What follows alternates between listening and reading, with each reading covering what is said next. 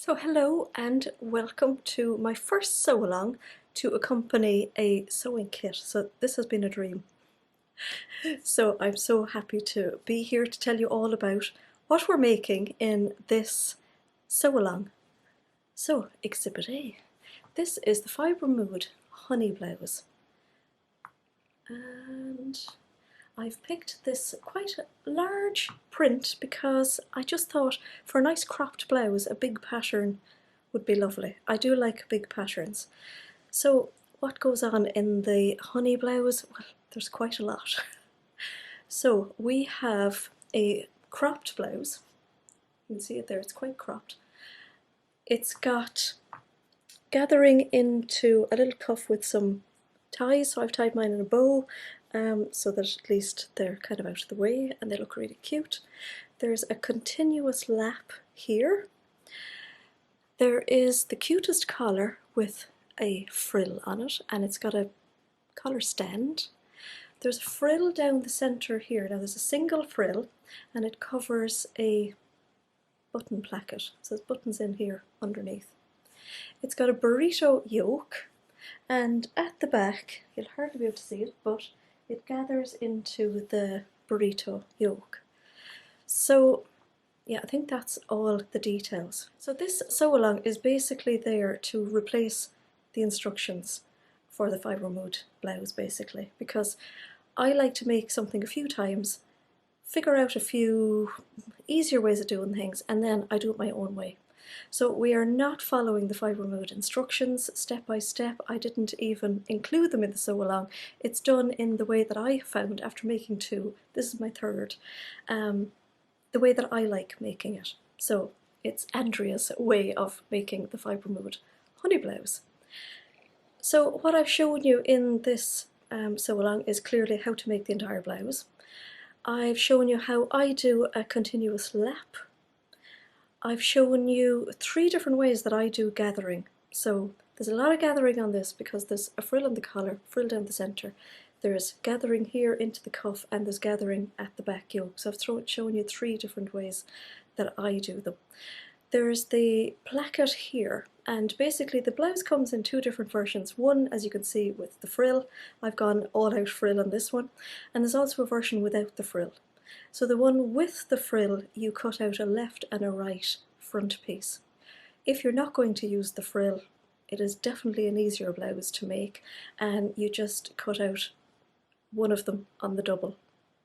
Not quite sure if it's the left or right. I'll pop it down here in the comments or on the bottom of the screen. Can't quite think. So in terms of sizing then, I've printed off my size chart. There's a good size range on this blouse.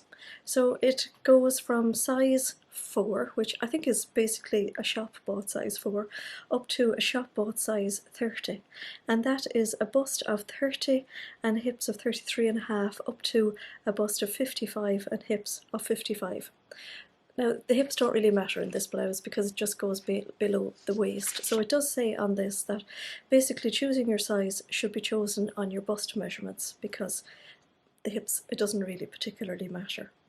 So I don't quite measure up to a size 10 on the chart, but I made a size 10 because it's quite a boxy, roomy blouse, and I had a look at the finished pattern measurements, and that's why I decided that I was going to make the size 10. So that's what I would suggest. The pattern comes as a layered pattern, so I just printed out the size 10 and I cut it out and I did that. And I really like that it comes in different layers as well. When you print your own layer as well, it shows the outline of the cutting line, and it also shows the seam allowance, and I really like that because I like to just check on my pattern pieces, am I using the correct seam allowance. So overall, it's a very enjoyable make. It's a very enjoyable make now that I've made my third one and I've really got to grips with the pattern. So there's a lot in the video now of me doing my cutting out. There's a lot of sewing. Actually, when I say that, there's a lot of construction. I didn't film as much sewing as I normally do in a sew along because I feel if you're making this blouse, you are a confident intermediate sewer or quite an advanced sewer, so you don't need to see all the sewing bits. I found with this that sewing it together was quite easy. It was trying to understand how it went together that was the difficult bit. So I hope that this video makes constructing the honey blouse an awful lot easier. It certainly has done for me. So yeah, let's get straight on to the video. So we've got a lot of pattern pieces. Because we're doing the frill, we've got a left front. I've actually written it on the pattern because I was so confused. Left front. We've got a right front, so you can see the difference there. There's an extra piece here, like a facing inbuilt into it. So the frill goes on that side. We've then got a back. It's on the fold. And I've written all the details on the sheets of pattern as well. So I've written cut one on fold. We've got a sleeve piece. This is where the continuous lap is, and I've actually cut it straight up there. Then we've got the front ruffle. Again, we're cutting one of those. I've actually folded it in half because the last few times I've made it, I've actually put it at the fold of the fabric. We've got a collar piece, so cut two on the fold and also of interfacing. We've got a cuff piece, so this is cut two on the fold, and we've got one area here, which is the piece that attaches to the sleeve. The rest of it is for the bow, and just this piece is interfaced. We've got the buttonhole placket, and again we're cutting one and interfacing that. Loads of pieces. We have the collar ruffle. Now this is quite a big piece. The first time I made my blouse I cut this out incorrectly, so this goes to the fold. We've got the collar stand, again cut two on the fold and interface. We've got the sleeve binding, and this is for the continuous lap, and this is actually cut on the bias. And then we've got the yoke, and we're cutting two of these and we're cutting them on the fold. I have my fabric laid out. I've realised that it's kind of directional, but not overly directional. My fold is there. So I'm going to lay out the pattern pieces and show you how I cut it out.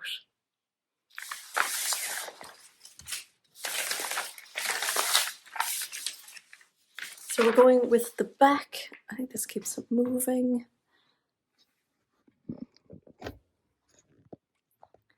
We are going to start with the back and put that to the fold. This is the best way that I have found it all fits in. We're putting the sleeve. Now, this is where the tricky bit comes. We have a left and a right front. So I'm actually putting the left front down there, and what I'm going to do is I'm not going to cut that out. I'm going to cut out all my other pieces, and then I'm going to come back and use that space on the fabric for the left and the right. I've got my yoke piece here, and I want to cut two of these, so I'm going to kind of see how much fabric I need, and then I'm going to put it here. So I'm going to cut one there and one here. And then we've got all the little bits and pieces. So we have the button placket, that just needs one piece. We have the front ruffle that needs one piece. I'm going to put the collar there. I'm going to put the ruffle there, that's for the collar.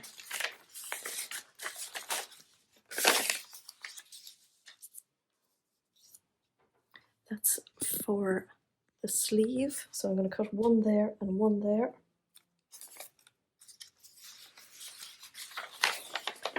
The front ruffle, I don't need double, but I'm going to put it there. And then this is my sleeve binding. So I'm going to cut this out singly. and cut this out singly and then cut the button placket. So I'm going to pin all those down now and then I'm going to cut them all out.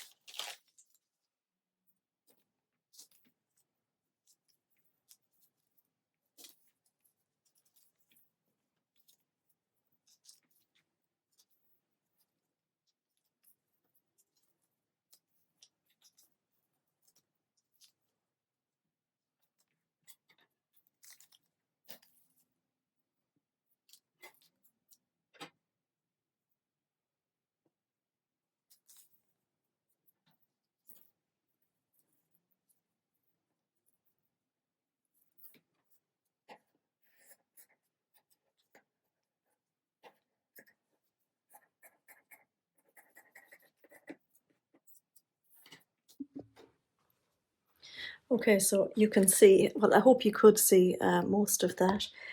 You could see that my initial layout completely changed. So um, now's the time to kind of do a little count up. Have you got everything? So we've got a right front, a left front, we've got our two sets of yokes, we've got our sleeve, our back cut out on the fold, they're all the big bits.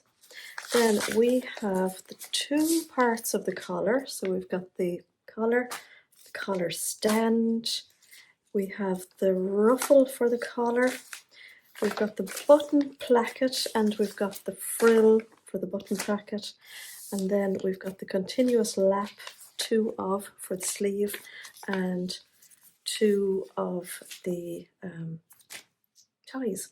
So I'm going to cut the relevant pieces of interfacing now, and I'm going to iron them on, and I'll show you, particularly I will show you the cuff. Now what I'm also going to do is go and cut all my notches. So there's a lot of notches, and honestly, take your time. All those notches are important. There's a lot of notches that I kind of miss out on when I'm doing normal blouses, but this one is very involved. So I have, yeah, take your time, notch all your notches, so do the little snips.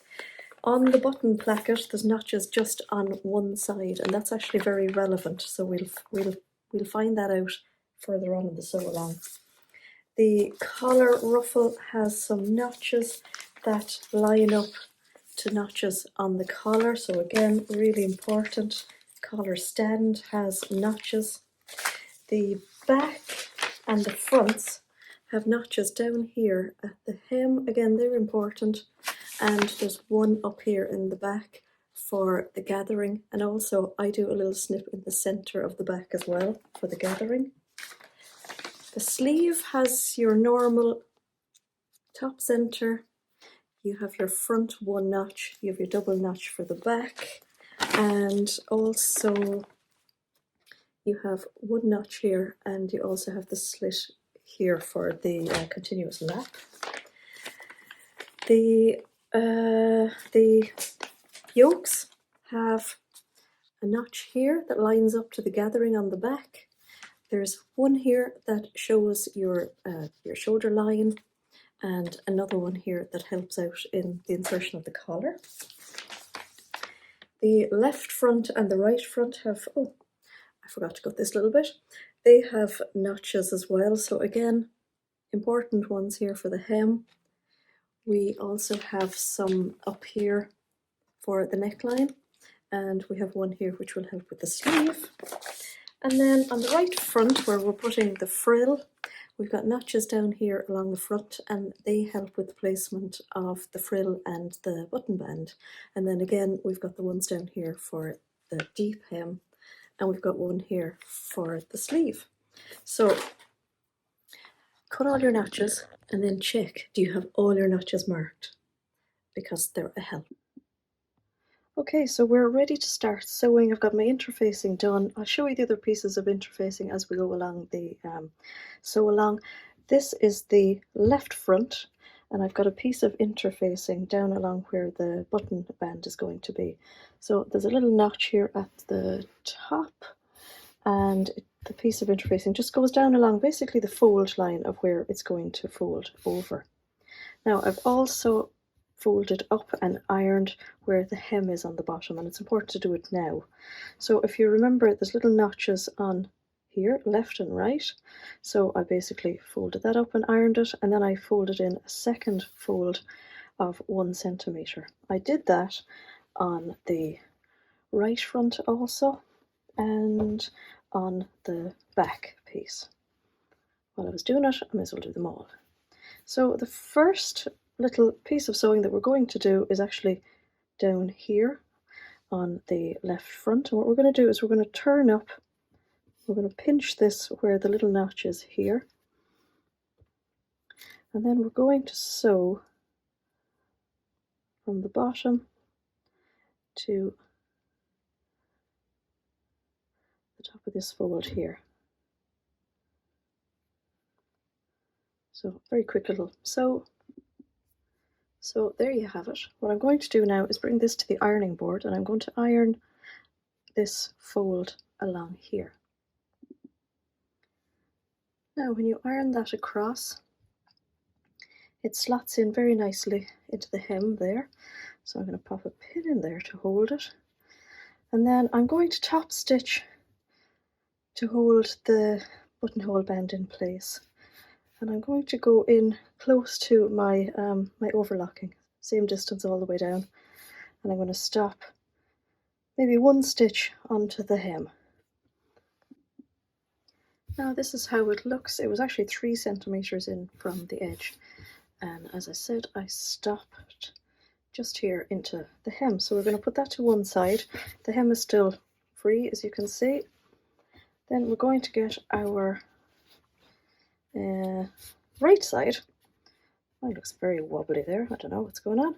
We're going to check that we have, yeah, I can see a notch there, notch, notch, and then we've got one quite close to the top there. Now I've got my frill here, and while I was at the iron I actually ironed it in half. So what we're going to do with the frill is we're going to sew the short sides. So we're going to sew here, and then we're going to sew here, and then we're going to turn it out and give it a press. Okay, so what I've done so that I can see my notches easier is I've popped a pin in on each notch, even the one up here at the top, and I've actually done the same on my frill. So I've also gone ahead and done some gathering stitches. Now I'm going to show you a few different ways that I like to gather during this, because there's lots of gathering. So for this one, which is a long length, I've actually gathered by setting my machine to its longest straight stitch. I've done one layer of gathering stitches inside the seam allowance and one just outside. So the theory is then, when our gathering is done here in the middle, that we will stitch in the middle here, and then we will take out the gathering stitches that are visible to the front. And again, I've popped in my pins here as well. So what I'm going to do is I am going to match up my pins like so, all the way down, and then I'm going to gather up my frill. So the top of the frill goes here, just where this pin is. Now I'm working with an overhead camera and I can't actually see what I'm at, so I'm hoping everything is on the screen. So putting that there, I'm going to match up all my pins. And then at the bottom, where the hem is, we have our folded up edge here, so you can see our little notch.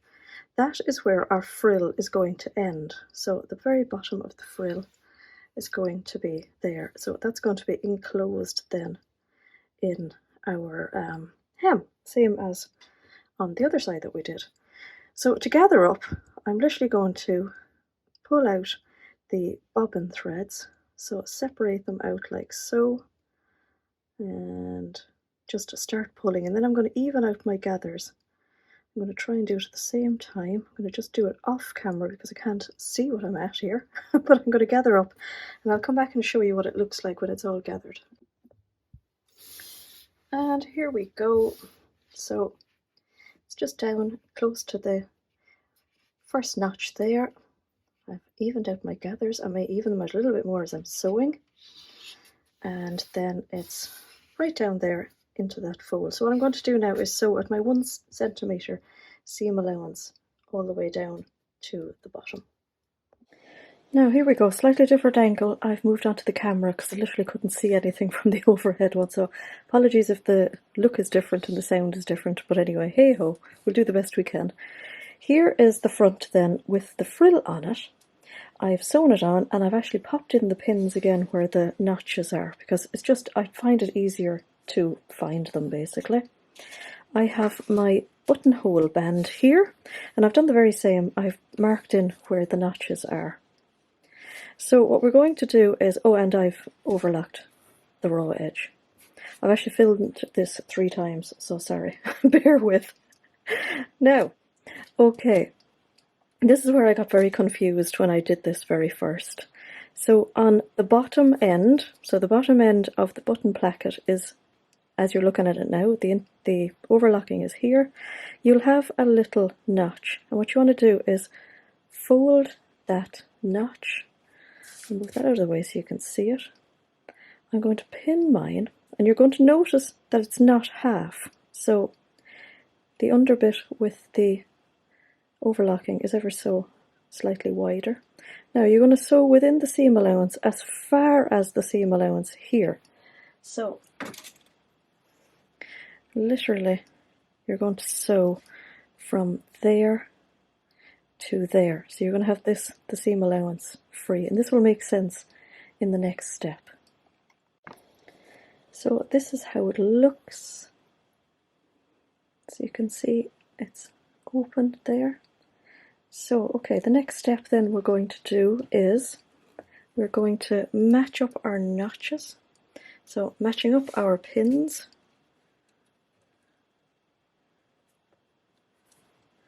And this goes all the way to the top.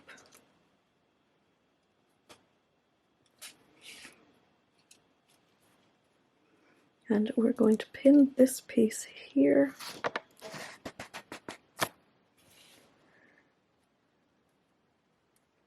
And it's not going to go to the end, you'll see that, but this will all get covered when this goes on. So yeah, bear with the process. Pin that little spot in place. And then sew in your seam allowance from the top all the way down to the end here. Okay, so this is how it looks.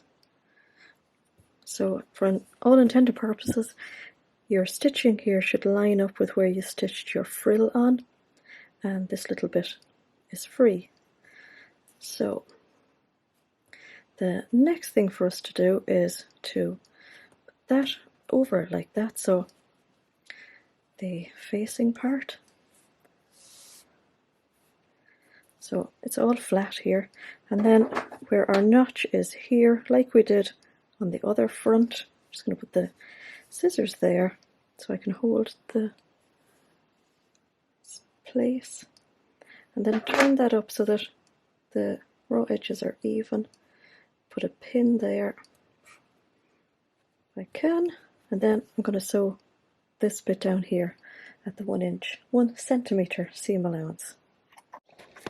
This is how it looks then at the bottom. So again, you can see it just overlaps onto the buttonhole band there. What I've done is I've pressed, now there was a little notch up at the top, and I use that as my guide for pressing the width of this all the way down. So it's quite wide here on the inside, and then from the right side the frill is covering the button band, and that's the width of it.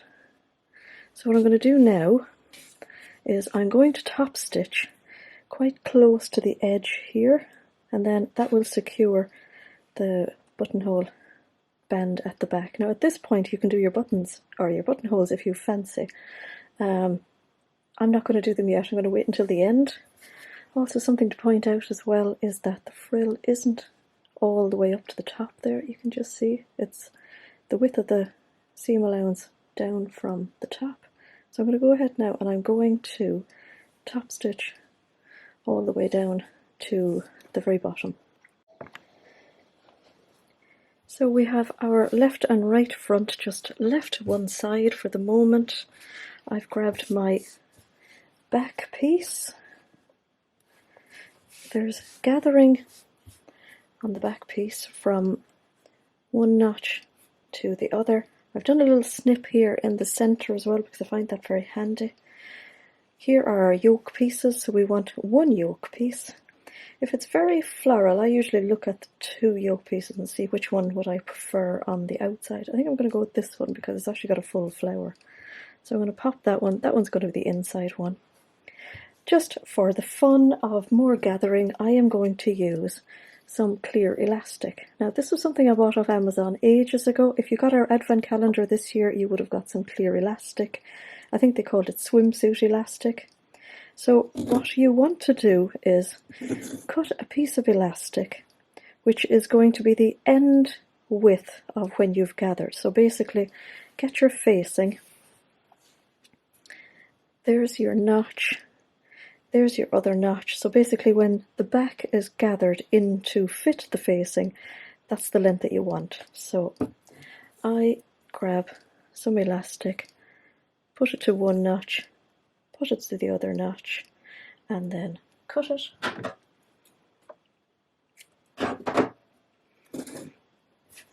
My facing out of the way, or my yoke piece out of the way. I'm going to find the center of the elastic, and I'm going to basically fold it and just pin it into the center.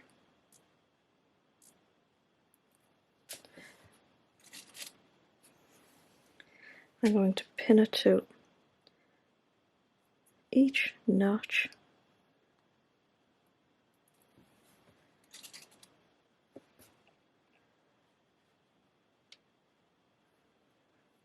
Keeping it flat so it doesn't twist. Now you could cut it a little bit longer, let it overhang the notch. And then essentially what I'm going to do is set a zigzag on my sewing machine. Oh, I have twisted that piece, so that's a good example of how not to do it. I'm going to set a zigzag on my sewing machine, still have a twist. For the third time, I'm going to put a zigzag on my sewing machine, and I'm going to start with a back stitch at the notch, and I'm going to basically stretch the elastic, zigzag over it, and when it boings back into place, it's going to be gathered to the right length. Okay, so I've set my sewing machine to a 2 in length, 2 in width, and I've just started. I've connected with the elastic there. I'm pulling the elastic. Now I'm just stitching in the center of the elastic, and that's all within the seam allowance.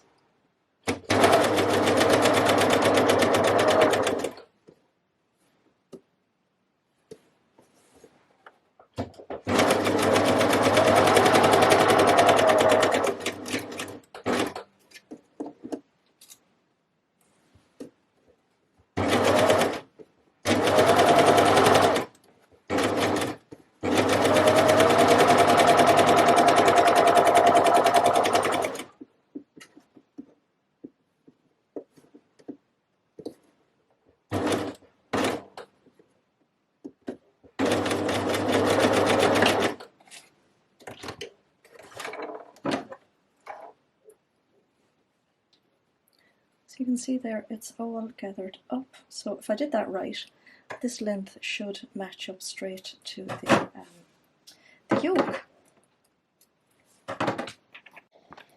And it did indeed work out. So I've pinned according to the notches, and I've put another pin in between as well. And then I just want to point out here, just where it is on the edge, because this is a curved piece and your yoke is a curved piece, you want to end up with this kind of little free triangle of yoke piece. So your stitching line then is 1 centimetre, so you're starting there where the two intersect, and you're going to do that right the way across to the end. Now, for instance, if you felt that this edge here and this edge here should line up, if you pinned like so, and then if you sewed on your seam allowance, say that has been sewn there, you're going to end up with something like this. So there's not going to be a clear edge here. So that's something that I get asked about a lot. So there we go. We have that little triangle there. So we're going to sew right the way across. So nicely gathered yoke. That actually worked out really lovely.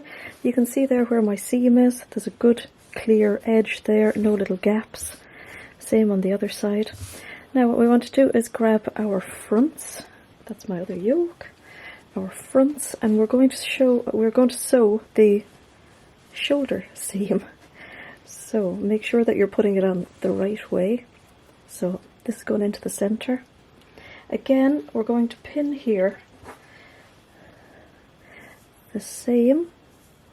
So when we pin up our edges, we're going to have a little extra triangle here and a little extra triangle here. So don't be tempted to line up the edges.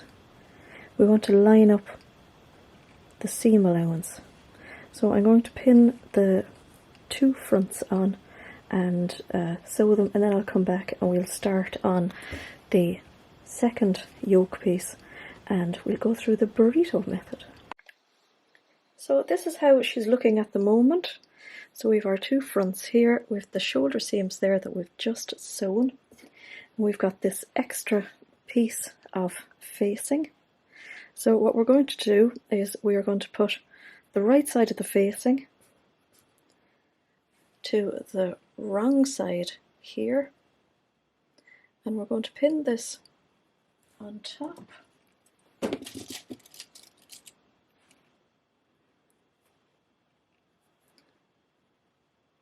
So we're enclosing that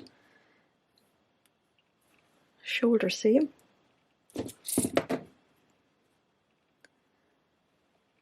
And the same on this side. I must take these massive pins out of my pin tray. So now you can sew here on top, and you want to sew right on top of your previous stitching, or you can sew from this side and then sew right on top of your previous stitching so it all goes together nicely. Now this is the bit that I'm hoping I can show you really well. So there's our seams we've just sewn. So if you grab your blouse just at the seams and just flick everything there to one side, and here's your inside facing. Now what you want to do is you want to grab your front and your back, and you want to literally roll it up in a burrito, basically, until you get to this seam that you sewed your yoke down to your back. You can see my gathering there, okay? And then you want to get your loose bit here and match up your notches. So I've got my center one there. I've got the other one here. I want to match up right down to the end, and then down to the other end. So you end up with this kind of sausage. So you've got one yoke here, you have another there, and you have your entire blouse in the middle. Now I'm actually going to sew on this side. So you want to give it a little shake so that all the rest of the blouse stays away from this seam. And then we're going to sew right on top of the previous seam, keeping your raw edges even.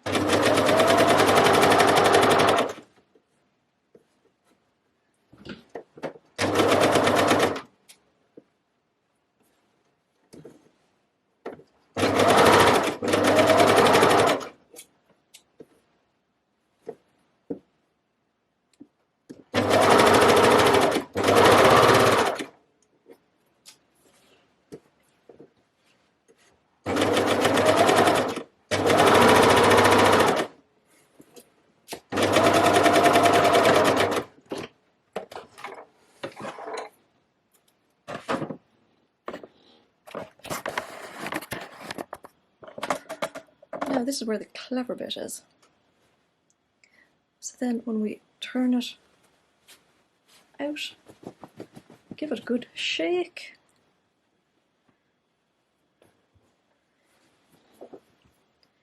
You have a beautifully lined yoke on the inside, and there's the outside.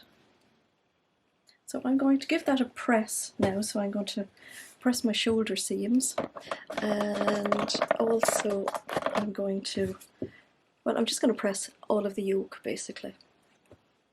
And then the next thing I'm actually going to do is I'm going to overlock my side seams.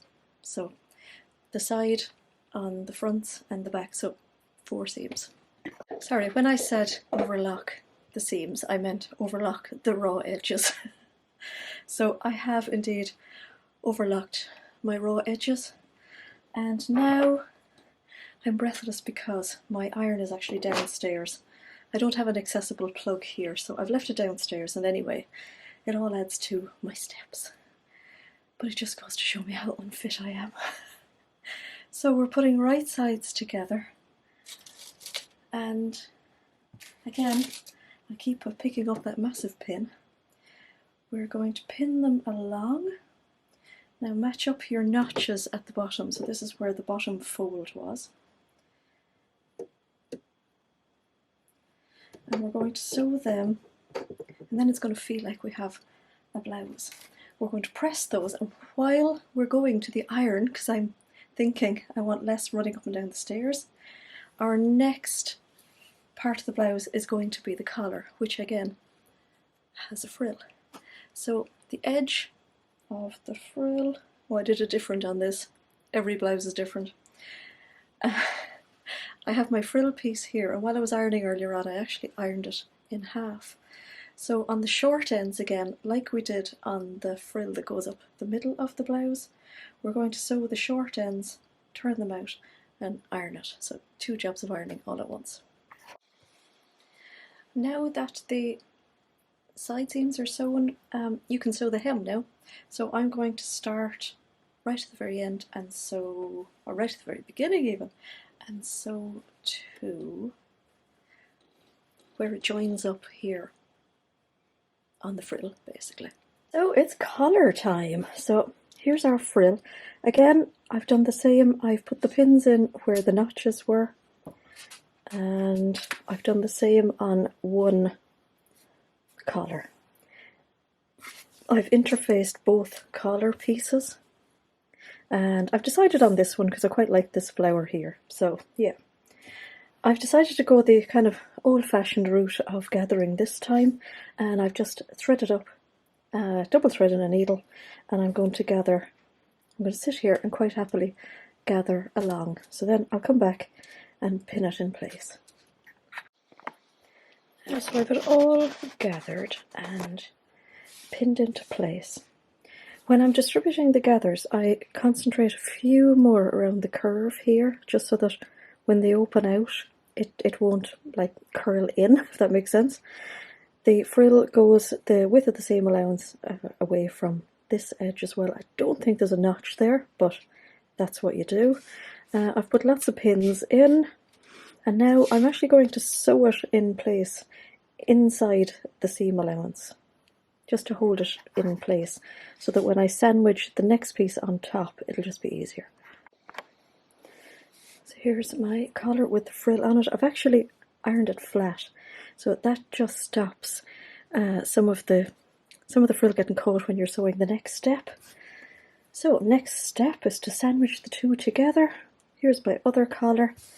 I'm actually going to pop that down and pin this one on top, so you can see my stitching. I'm going to match up my notches. I'm going to get into the camera there.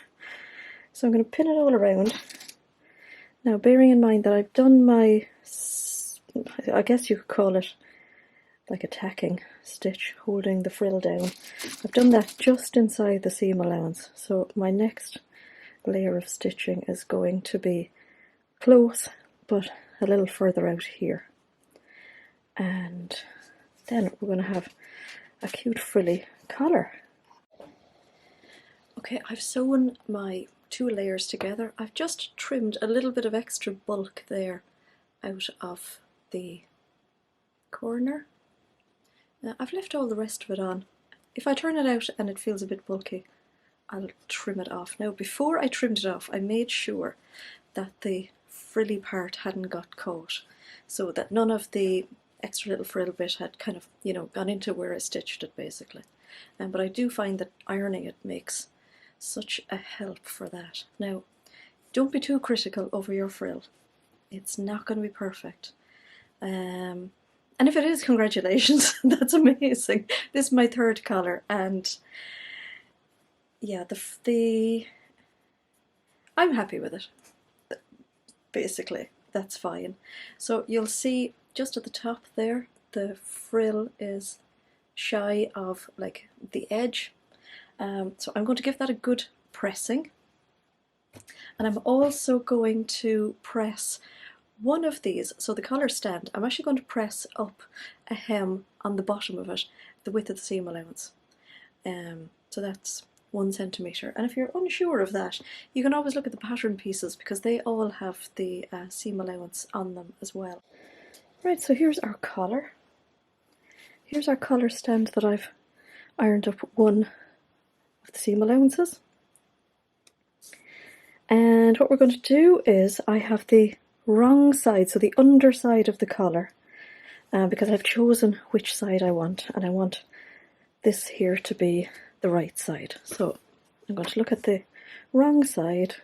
So you can see my frill is not exactly perfect. Now I think when you make something with a very patterned fabric like that, you're not usually going to notice if the collar frill is not perfect. Now on the other hand, if you're using a plain fabric, you're going to notice it. So I tend to like patterns. So let me see, where's my center? Here's my center notch of my collar stand, and here's the center notch of my collar. I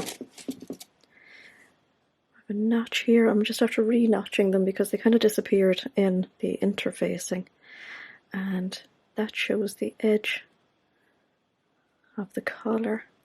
Now if you're used to doing collars, you're going to feel that this is quite a distance away from the edge, but when it's done, the frill is like a little extra, an extra bit. So it kind of covers in that gap, if you know what I mean. So there seems to be like a little bit of ease, so you're going to have to do a little bit of easing when you're sewing it in. The collar stand has an extra little bit of room. And then same over to here. Now what I'm going to point out is that when you're using little small narrow pieces like this, it is tempting to sew with less of a seam allowance. So you kind of think, well, that's a tiny little piece, so I need less of a seam allowance. But you want to end up with a piece this width at the end. So you can see the seam allowance here and the seam allowance here. So you end up with quite a narrow little piece. So if you use a smaller seam allowance, you're going to end up with a bigger collar stand.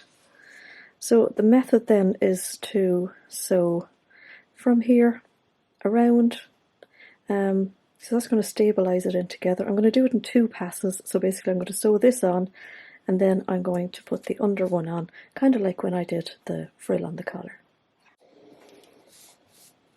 Here's our under piece of the collar.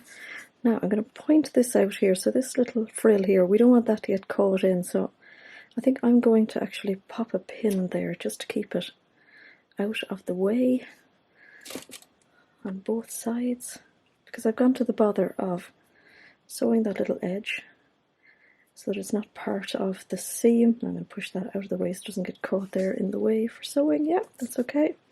And then I'm going to do as before. I'm going to match up my notches. I'm going to pin this around. And then of course you'll see that I've got this piece pressed up, so we're going to end up with like a loose piece there as such. So I'm going to start my stitching there and sew along my seam allowance all the way around to the other end. So here's my 2-part collar. So I trimmed down the seam allowance inside. I didn't do any clipping, I prefer to just trim it down. So we've got this raw edge, and then we've got the piece here that I turned in the hem on. Then we've got our neckline here on our blouse.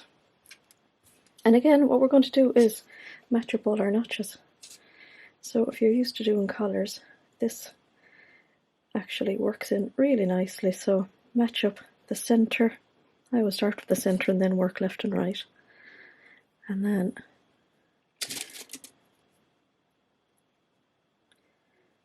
match up our notches. I'm sure we have a notch there for the shoulder. Yes, indeed. And then all the way across. Now, just to point out here as well, on this edge where we have the frill, I'm going to pin that out of the way as well, just to save any catching.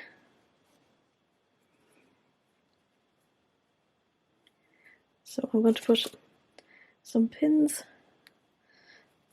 across here and then ease it all in. It looks like it needs quite a bit of easing. So I'm going to sew that across there. Here how she's looking now. Okay, I'm going to stay out that pin. So I trimmed the fabric in here ever so slightly, not a huge amount. And now what I'm going to do is sandwich everything inside. Again, matching up the notches. If you feel you need to trim more off there in that little corner, do so. And then what we're going to do is pin it all along. You can either top stitch it on your machine. Sometimes I like to just like slip stitch it by hand. I think I'm going to top stitch this. And then your collar is all done. Sorry if you can hear flies in the background. I'm now sewing in the attic, so there's flies for company.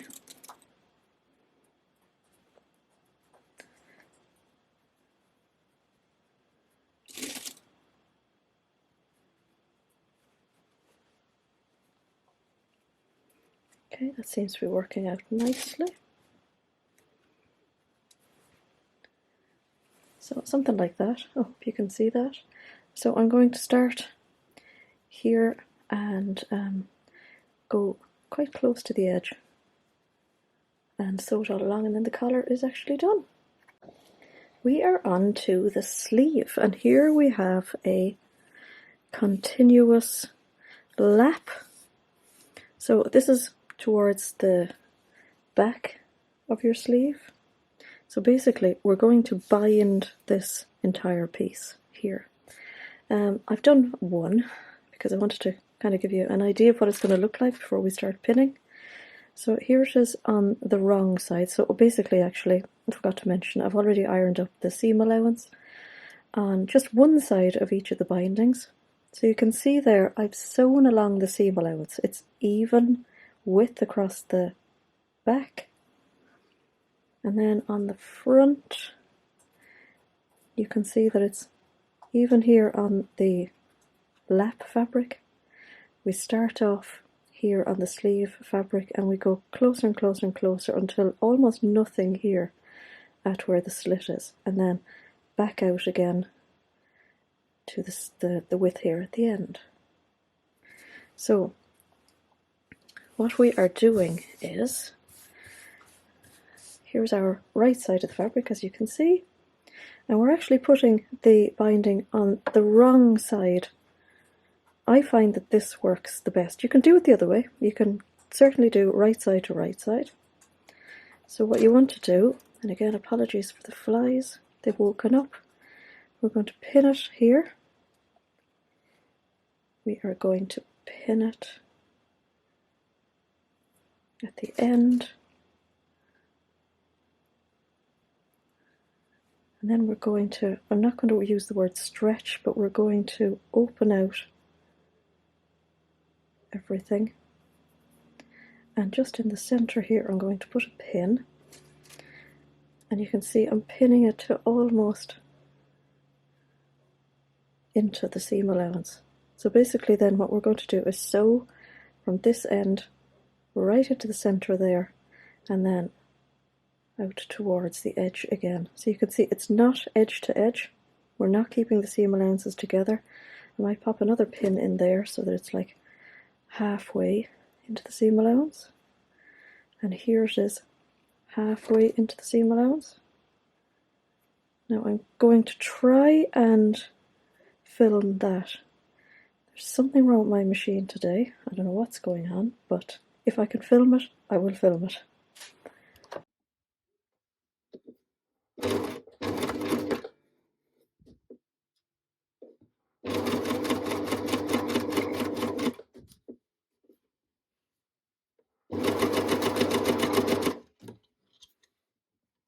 Oops, sorry about the bouncing.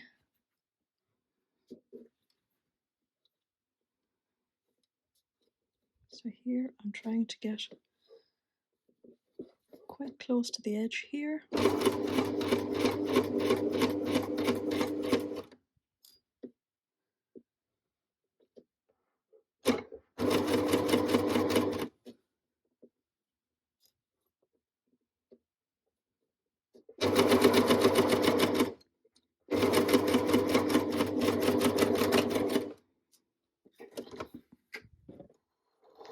Now I think I may have gone over the seam allowance there, but I'm trying to do it with a camera in front of my face. So you can see there. Snippety snip. And so the plan now is to, yeah, I've definitely gone over the seam allowance, but anyway. And then fold that there. So I'll do some trimming and then we're going to edge stitch along there. Now, when we edge stitch along here, because we've done it this way, there's a very good chance that we'll end up with a nice finish here on the outside. So you can imagine if we did it the other way, like putting the binding right sides to right sides, we could do our edge stitching on the inside here, but it mightn't look as nice on the outside. So at the moment when we edge stitch here, if it goes over the edge here in the back, it doesn't really matter. But if we did it the other side, we might be a little bit more critical. So I'm going to trim that off and I'm going to do the top stitching and then show you how it looks. But I'm quite happy with that. Despite the fact there was a camera in my face, I didn't get a pleat in there, so that wasn't bad. And that's how I filmed that. So I had my camera right in front of my face, so that's why I went off my seam allowance. That's my excuse.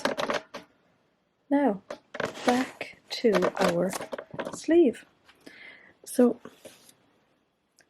there's the continuous lap, and what we're going to do is, so we can see our side seam there, we're going to put one on top of the other.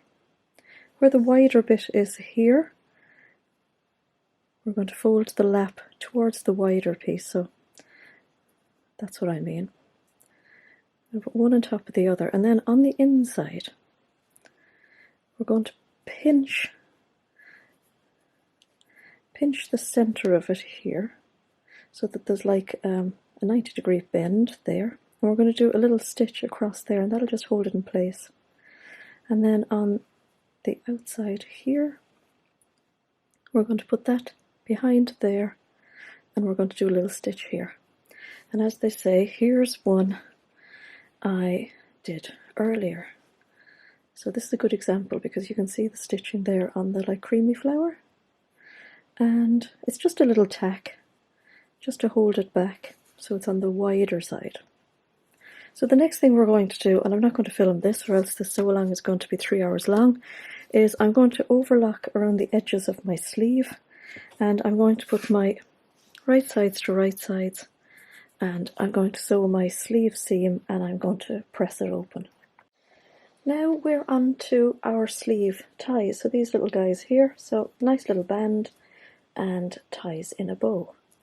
So your sleeve band, cuff, piece just needs interfacing in the center. So on your pattern piece you'll see notches because it's a folded piece, so you'll see a notch around about here, and you just have to interface that part because that's basically the part that's attached to the sleeve. If you interface the rest of it, the bow would be just too stiff. So what we're going to do now is we have our piece, we have it interfaced, we are going to fold it right sides together, matching up the notches. Where's my notches?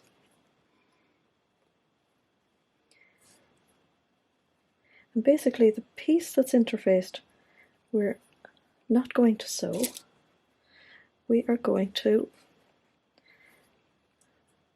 pin the corner here a bit together. So we're going to sew from the notch to the point and then back here again. So obviously I'll put in more pins, and then you do that on the other side as well, and then basically turn it out. So this is how it looks. So I've sewn into the corner there, stopped there, and then it's on the other side. Now I've trimmed off the edge like that, and now I'm just poking out that one side. So I use a combination of tools. So I have a chopstick, and I just start and push. I do a little bit of twisting. I want to make sure that I don't shove it through the fabric. So you need to be quite gentle.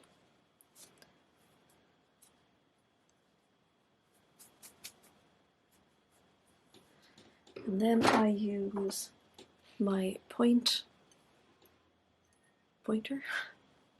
to do the very end, but I'm always really careful that I don't shove it through the fabric.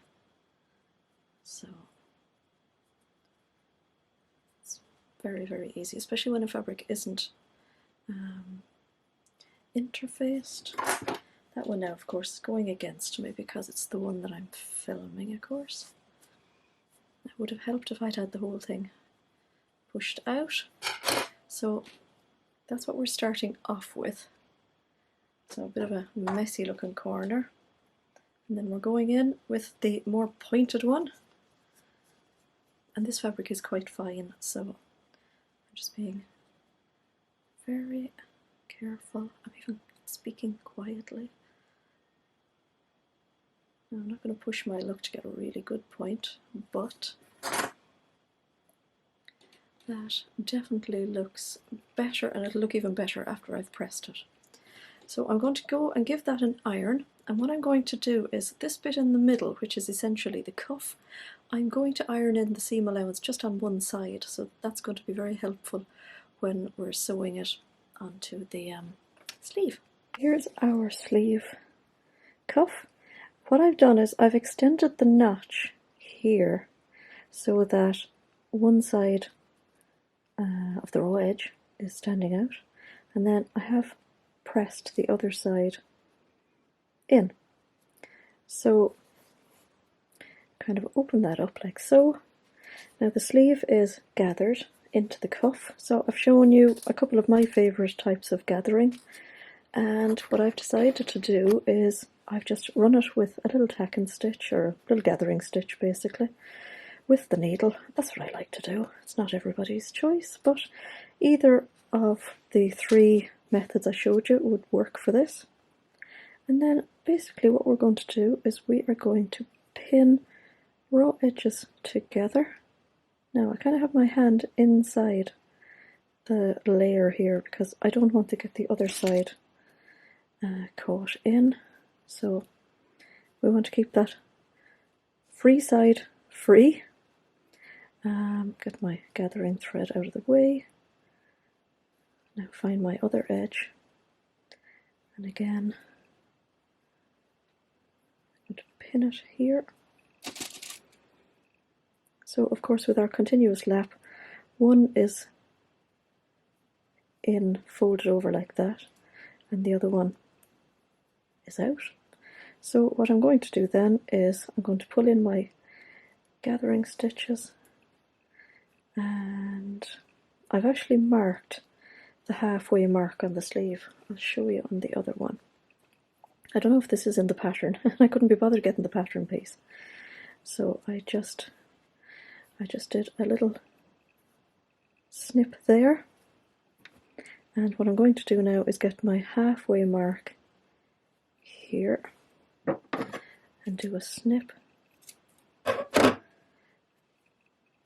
want to match up those two. So there's my snip, and there's my little snip. And I'm going to, even out my gathers and sew along there. But this is how it looks. So we still have the loose end here. So we're going to finish it off like we did with the collar. So just basically turn it over and top stitch along. And here's the other one that I've done. So it's all enclosed, and then you have the bow bits. So here's our sleeve, with our little ties.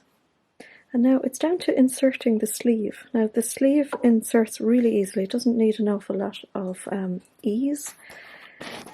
I am not going to film inserting it. There's 3 notches to match up. The important thing is to find out which is the back side of the sleeve. Now the back side on these are where the continuous lap is. Sorry. But if you're ever in doubt about which is the front and which is the back of your sleeve, what I do is I fold it along the seam allowance and then just kind of let it flop naturally. And then where you see it here, so the front and the back, it's not symmetrical, so a sleeve is never symmetrical. There's always a little bit of extra room here at the back because obviously we need it, and a little bit less at the front. So if I was looking at this and I couldn't be bothered to find my pattern piece, which often is the case, and if I've overlocked the edges and I can't see where my double or my single notches are, I would know immediately that this is the back of my sleeve. So I normally kind of thread a pin in, and then I know that that is the way it's going to fit. So that's basically my right hand sleeve. Well, the 2 sleeves are in. Very straightforward, didn't need an awful lot of easing at all. Just match up the underarm seams, the shoulder. There's no actual shoulder, but there is a notch in the yoke here at the top, and there is a notch at the top of the sleeve. And then you just match up the 2 double notches for the back and the single notch for the front. If you have any problems with sleeve insertions and the ease, if you go back and have a look at my sew along for the Atelier Jupe Frida blouse, then I have a great video of me doing the easing. So on to the buttonholes and the buttons. And this is our button band. So the button band is the one that's under the frill. What I've done is I've pinned the frill out of the way. Now on the pattern there is a guide for where you want to put your buttons. I rarely use them myself. I've decided that I want a button up close to the top, because even though I don't like a blouse closed up to the top, I find that with this design and with the frill, it actually sits better when it's close to the top. Now that's not saying that I'll ever do that. And then I've decided that I want the last button a few inches up from the bottom. I'm going to have 4 buttons. So what I do is the pin depicts the bottom of the button. So my sewing machine starts at the bottom. It makes the buttonhole, turns and goes back down. So the pin is for the bottom end of the buttonhole. I measure the distance between them. Now I have done it so that it's a handy number. So it's 12. I've decided I want 4 buttons. That means I'm going to have 3 spaces. So that means that there's 4 inches between each button. And I think that's adequate for this kind of blouse because the frill covers the buttons as well. So I'm going to put a pin at 4. I'm going to put a pin at 8. At 8. And then I'm going to do my 4 buttonholes, and then I'm going to sew my buttons on the other side to match.